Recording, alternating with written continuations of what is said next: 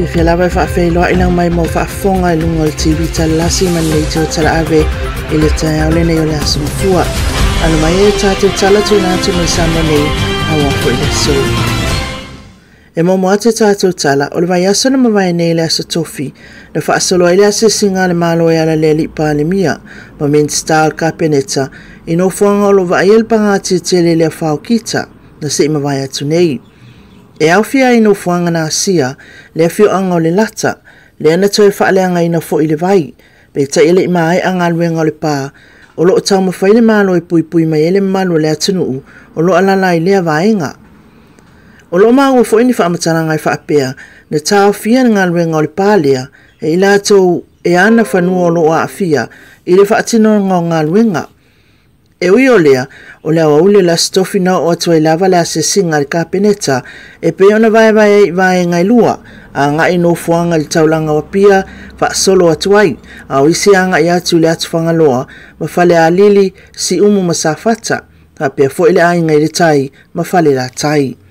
Ele I maua mai la apola le tulanga na iei le asesinga I upolu nei, ma se atoanga o mea na whaale ngai ina le wha, ai le asfaraile na o atua I fo ile asesinga, ele motu I sala fai. Ele e whaingo fiel tulanga o le whaalanga ina o no fuanga I le wha, pe ta ilo o whainga aluenga le malo, ile taumo whainga I loa umawaenga na afia, ai mai se lava, I waenga o lo pangati tele, o no le mai au kita. Ini se tala o lo whapea mai wha mausili mo lima li toa, na alau na ia tongi ina pali ititi wa toa, ile ipu maana malama, ina ia whaatei,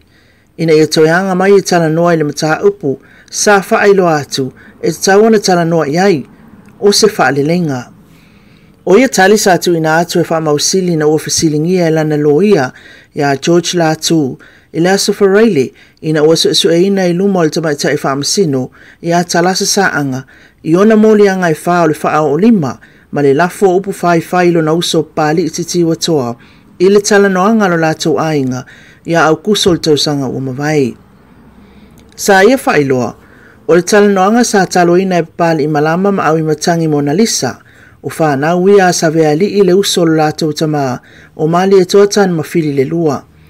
O se whaalilenga e toi auli mea sa whaale tonu, I le mai aiona o atu ia pali I titi wa toa, ma pali I mali e tau, e tusai o la la tau finga, e peona avatu ele tusi mai le ofisa o le tausi mawaenga. O le whanua e tanuailo la atua ngane o se iulu te filele, sa tau fia, ma sa to e tala I tua lea tau finga.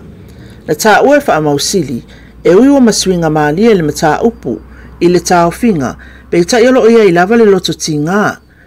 Sa fasilingi e le tua leo pe le o le tūlanga lea na mafua I lo le whao o ngā lima, e peona ia tongi na I pali titi, I le ipu malama lama, a toa I ma upu whai, upu masoa, na lafo, e mai se le tau vau atu, I leo o atu ia pali titi, pe taina ia tali mai, e ese le tu na tongi ia le ipu, na ala foi na tongi, ina ia whaatei.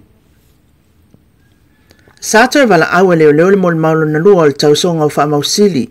ia Mona Lisa save alii, ma sa wha matala foi, na te iyo e ina na palau vale se tulo wha mausili moli, ma lafo upu whai, e pe yo le tau mea taai le awala, se tulo, na ia whailo foi, e le iwa ai le tongi ina o leipu, pe taina ia ilo ina o wha mausili moli, na ia tongi ina leipu, ma sa tau wawau atu foi wha mausili, ia pali I titi wa toa. O isi moli mau o le tutite ena mulmuli atu ni wha maunia o wha mausili moli na ia tongi ina leipu, a nga ia pali titi. O le fasilingi ai e le itua leo le tusi na tu ina atu, I le ofisa o le tausi mawaenga, e talo sanga ina I le tala o le tau finga o le whanua, na ala atu se fasili mai leo I whapea. Pe le ima na tuifo le tutite, leo lo tula I mai wha mausili moli, ma Mona Lisa saveali, e te tawana saini uma I la atau e ia, I nunga o le whanua le nei, e pe o le uso wha mausili moli, le sasunga pali I titi wa toa, a toa I male atali o pali I lau pepa, o le isi fo I uso, le sasunga ia pali I mali e tau, pe ta ina tani mai Mona Lisa. E le tawana saini, e o peala ua e whai le tee, ua mafu ai le mata upu, muli ane ai wha pea mai, ina ua fasiringi a pea leo, pe iai se a ia mali e tau, ma pali titi watoa i le whanua o mafua i le pisa, ai tali mai e iai. O le mata upu le nei na whaia mo lianga i wha o le wha o lima, wha pea ila foina upu whai ma upu maasoa, o le fionga wha mausili mo li tausanga Maina Vai, ai na ulua i wala au le nei mata upu, ia te sema o le tausanga Maina Vai lava. O le mata upu le vao leo ma le fionga ia wha mausili mo li, o le itua leo, o lo i ele sunga pali titi watoa, o la tō moli mau, o mali e tau mali e toa, ma papali i oane mali e toa. O le tu te, o lo tūla i mai eile lo ia le ofisa lo ia o la tū mahedha.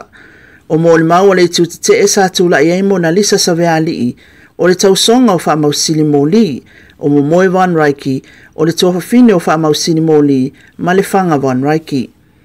O le walawina wha alua le nei mata upu i luma o le wha masinonga, o le astofi na mawai nei, na wha fafonga i le wha masinonga i moli mau o le itua leo. Pe taia o le ia matalia le wha masinonga, sa tau sa ili le mata upu le nei, o na tapa atu le lisi o le wha masinonga o le aso, e le o iai, a toa i fo i malesuina mai le loia sa tūla i mua, mo le tutangi, e le tūtula i ai o leo, e whai masui o le tutangi. E leo malama pe o le ana mafua anga o le wha le tonu, i le maua le mata upu le lisi o wha masinonga o le aso, pe tai o le aso lima o le masina fou, o le a whaafonga i le atunuu, i le wha ai unga o le mata upu. Ua whaeloa mai le matanga ruenga o leo e ala le so upu le fionga ia au apa aulongo i tino Filipo, i la ua na i tua tonu o le fofuanga, e tau whao wha amalosi le pulenga o le falpuipui, ma whaia se sola anga, e peo na tau fia i nei leo, se ia mai aso e ngolo whaia. O tangaloa sa Filipaina, o se panguta ua lewa o na iei le falpuipui ta whaingata, ma le alii o valengi poli, o i la ua ia na taia lea fofuanga. O whaeloa mai nei lai le so upo le matanga luenga o leo, i la ua nei wa ave sea mai le falpuipui ta whaingata, ma o loo tau fia i lalo le vainga leo. O i la ua nei o loo whaafalipuipui ina i mo lianga o le toina, o le umiaina, ma le whaatawina o la au marijuana. E peo na sila fia, e le ima atu nei lava na fesilingi elements ta o le falpuipui, na fionga ia te ala vea teo nisi o hunt, i le tulanga na iei le whaasea o nisi, o na o le tatalai i tua o le fionga tangaloa sa Filipaina, e whaila na sao wha i le vaitau o le kirisimasi, pe i taina manino i le atunu u le tali na tuina mai, e whapea, o Filipaina e le to e avea masitulanga whaapoleina i le atunuu, o na wawa ai le suinga tele i le alii, ma o tūlanga i e fua i le talaina i tua o se panguta, e fua i o na winga whaalia. O Filipaina foi, o whaalima o na tālu sangatu le palola, pe taila, o lea wa tūla i mai lea whaafita o le tele, o le fasili la, po avea pea le alii matulanga, e le tau o na whaapoleina i le atunuu. A o le iangi le a whao kita, o mai a pāsia le kapeneta le whautuanga le whonu whaatonu tau whonga, ina ia whamatu atu le tasi tesi ma le 3 miliona tala i le King's Construction, o le fsoswani o lo whaatupe le malo au whaatasi lalo le lata fsoswani, toi whaaleleia, na ia mawhai ona tali atu swinga o ngaunga o le tau, mai pei ona sila fia, o leulua i tau mawhainga lea le malo i tūlanga uma, e tali atu swinga o le tau o loa a fia i le tala whaatai, o le fio anga o whangaloa, ma avea matulanga e solo ai maunga, ma polokai a wala. E leo tau mao lava sa taimi, o na vaia le fio anga o whangaloa le whaalelea o le talingalu, ma ala tele. Paula tūlanga na whaafitai ai ngā luenga le konkarate o le King's Construction, i le ti ngāna te tele te imunga ma le matangi, a sa tau mawhai lava ave esela au ta ulu ma ele solo, ma ile poloka o le ala tele. Na tā ua le minstau ngā luenga, le sunga pali i Nikoli Hang, o lo tele lava sa ngā luenga i whaia, i le tūlanga wha le tono o le tau te mi uma, o lo avea lea ma tūlanga wha matau, a o se tūlanga whainga tāfo i e ngā luenga mau e se mai. E o fo il tūlanga tau telefoni, pe ona maa waile whaafatai ai alele i minstau so ta inga, le fionga af masanga Rico Tupai, o company telefoni o le Blue Sky ma le Digisoul, e le mawhaile au na toi whaolaf so ta inga, mai se lava i le atu whangaloa, le mai ai o le afao kita. Sa whaaleanga inaf so ta inga le company telefoni o le Digisoul, i whangaloa, o na stulanga i le se masini, pe ta i o le ana toi whaaleleia, i se taimi vabe, ina watau no mai le masini e suia i mai atu no mamao. Ai lona tūlanga o te tele, na tā ua e awhamasanga, e tu samalefitu 10% o le atu nuu, ua toe fa'aleleia auaunaga aia kampani e lua i upolu masavai a le tulaga moni lava ia e le'i pea le auaunaga tau telefoni feavea'i i le taimi o le afā fa'apea fo'i ina ua mae'a kita e ui sa tuai lava le auaunaga ai le'i pe o le ala lea ia o eno fa'afetaia ma vi'ia fo'i le taumawhaiga nei kampani ma le mea moni ua tele lava se suinga pea fa'atusa atu i tausaga ua mavae ia fa fo'i sa fa'atia ai lo tatou atunuu. Ma le tala mulimuli, ua tolu ai nei tausaga o sola le malisi au kilani ma le siampini o ta'amilusaga te to'ofitu fa'avao malo a le malisi e whaia le i taimi lava le nei i tausaga te tasi. O le suenga siampini ma le awale a pia maroons, na man malo ai lo malisi au kilani le se fululu ai le lea ia pia. E ui le palapala o le malai o le malisi lo tupa pe ta ile i whaavaivai ei au sa tau sini o i lea ta'amilusaga sa tau mawhai lava fo ia pia. Ia maua sa la tau sikoa. Pe ta isa wha o ngale le lava le malisi au kilani a vanoa ma mau ai.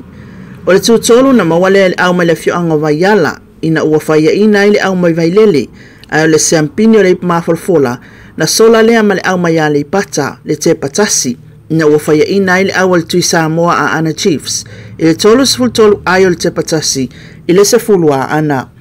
O le siampini o le ipu ofu o man malo ai le au mai sa le longa i sawai ina ua malolo ai vai moso le suenga siampini ai o le au mai moa taa na man malo le sipuni ina ua whaia ina ai le au le malisi pa parents le na taa alo ai nisi longa i la kapia sa umawai le ali o uale mai makalolo to le afua. O le taamilasanga le kalapo le malisi o se tau mawhainga ina iati na el taalonga ia mawani sui taa alo le mai le tātou atunuu mo tātou au le man Samoa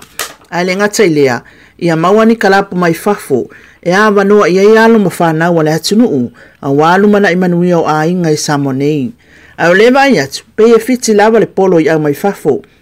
E pe ona mo le mawina ai le whaatolu ai lea o na siampini le au mai New Zealand le au kilani malisi i lea tāmilusanga.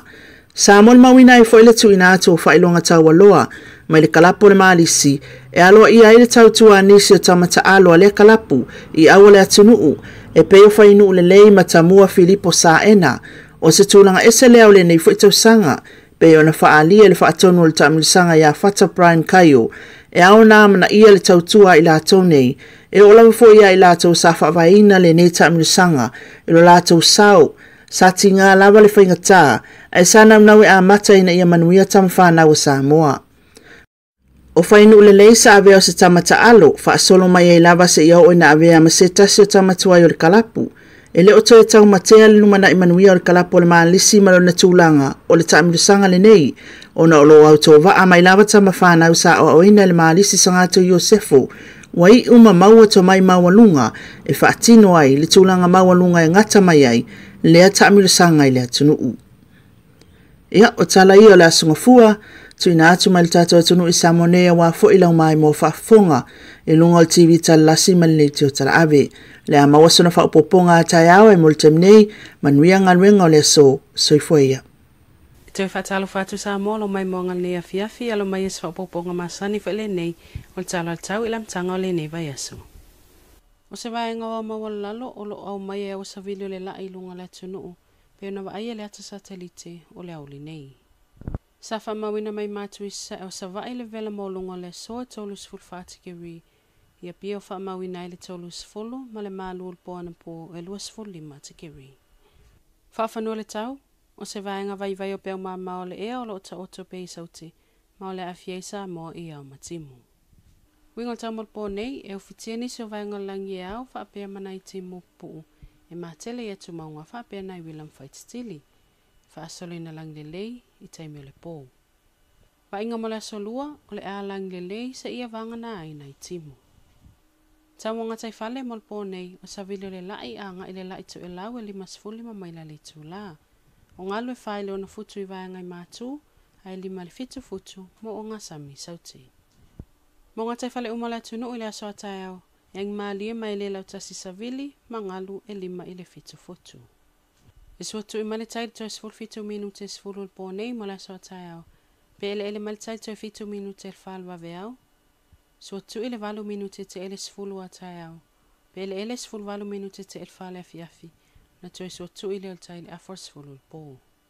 O la so el la tai au ili luas fulu ono minute te el fitu, fa moe moe ngoto ifol toi 5 minute le valu le fiafi. Mo se reporti le na tau Samoan le fiafi sesion fa popo ngā tai au, manuia tele el po fa se foia.